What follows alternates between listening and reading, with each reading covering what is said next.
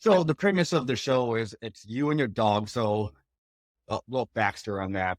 The producer gave me a call and said, hey, you got on alone, scheduling issues, and I couldn't go on alone. They called me back and go, hey, we have another show that we think you would be great for. Do you have a dog? And I said, that's a weird question, but yes, I do have a dog. So Hoku's a Malamute. He's a husky and Malamute mix, right? So they're like, oh, you guys are going to be perfect. And I'm trying to get information from the producer or the agent, and they said, oh, we can tell you it's based off of Jack London's book called To the Wild, right? Or Call of the Wild. Call of the Wild, yeah. Call of the Wild. The show is called To the Wild. Yeah. And it's funny, I was at Jack London Square in Oakland. Yeah. That's down the street from where I used to live. Right. I used to walk there. So, of all places, I get the phone call while I'm at Jack London Square, and I even had a drink at Jack London's pub or whatever they call it at the time. Cool. When I got the phone call, I had to step out. Nice. So I was there for a job. Super cool. So I'm excited. I was like, dude, you are not going to believe where I'm at right now. So they're like, oh, this is going to work out perfectly. So then fast forward, it's during COVID. We can't fly directly in the Maine. So we had to fly. They put Hoku and I on a plane. We land in Boston overnight, drive up into upstate Maine by the Canadian border. So we're out there, and the whole premise is, hey, it's you and your dog out in the wild for 10 days. Yeah. And you're going up against 2 other people with their dog. You're never going to be close enough to where you could, hear your dogs bark or each other's dogs bark. So they literally drop me off and go, find your way. Right. So, of course, Hoku and I'm at home, right? Yeah. Hoku's a city dog, so he has no idea what's going on. He knows that, hey. But you prepped him, right? I mean, I recall you taking him out to Redwoods or whatever. Yeah, I've taken him up to Northern California, the Redding area, to get him introduced to the wilderness, the water. We did all that, but it's a whole different environment when you're in upstate Maine. And he didn't get the reps in, right? He just did it a couple of times. Yeah, he did it maybe once or twice, right? You hear that, people? Reps. Even dogs need reps. Yeah, so we get out there. He's all over the place. And again, it is a competition, but it's also a show, right? So they got to film you 24/7. And when they're not filming you, they give you a handheld camera. So now you got to be your own cameraman. And at the same time, look out for your dog and try to keep you or trying to keep myself alive. So I'm trying to thrive out there, right? I don't just want to survive. I want to show that, hey, even in this type of condition, I could thrive out here.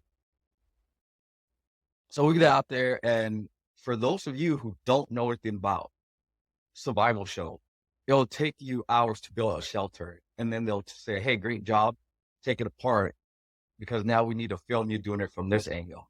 So sounds very annoying. At first, hey, it's what I signed up for. Yeah. I just got to roll with the punches, right?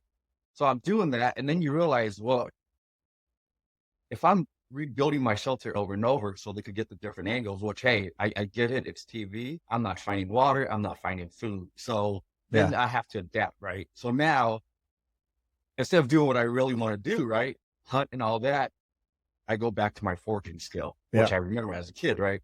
So a lot of plants, you know what you can and can't eat, right? So leading up to this survival challenge, I've researched enough.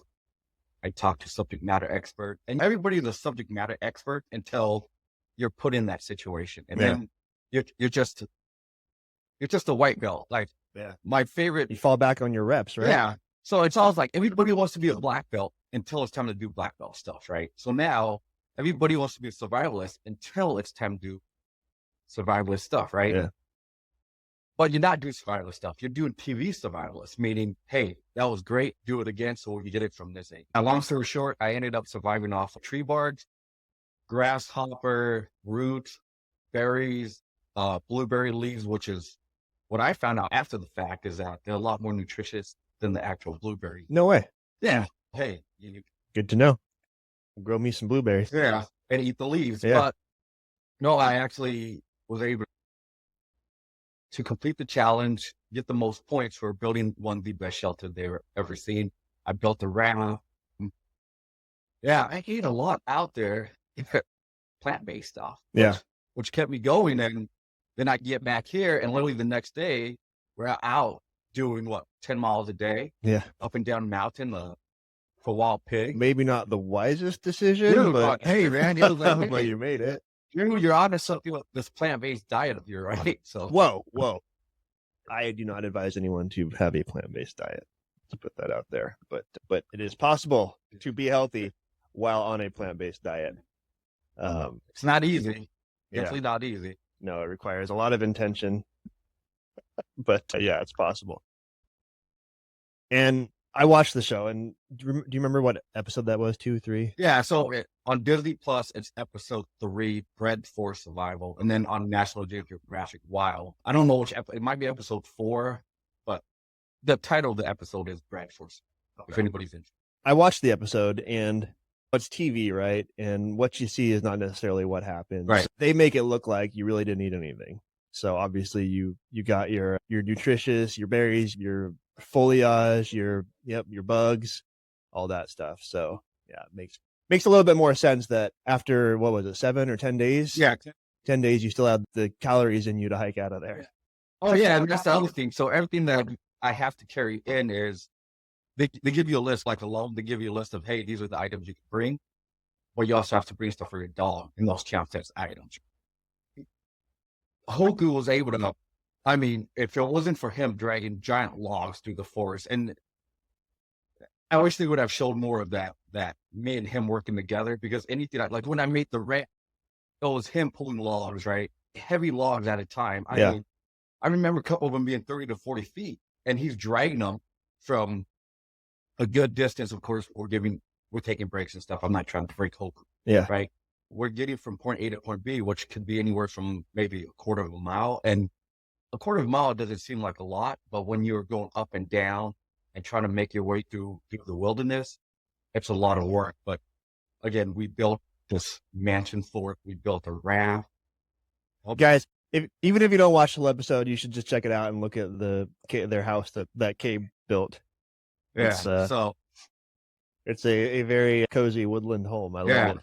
But that was, honestly, it was outside of my comfort zone. I came from an island, so jungle survival's where I feel more at home, which when we discussed the next survival show I did. Right. Yeah. It was a bigger factor. But being in the cold, I was able to adapt. I was able to roll with the punches. Even when the producer said, hey, do it again, do it again, do it again.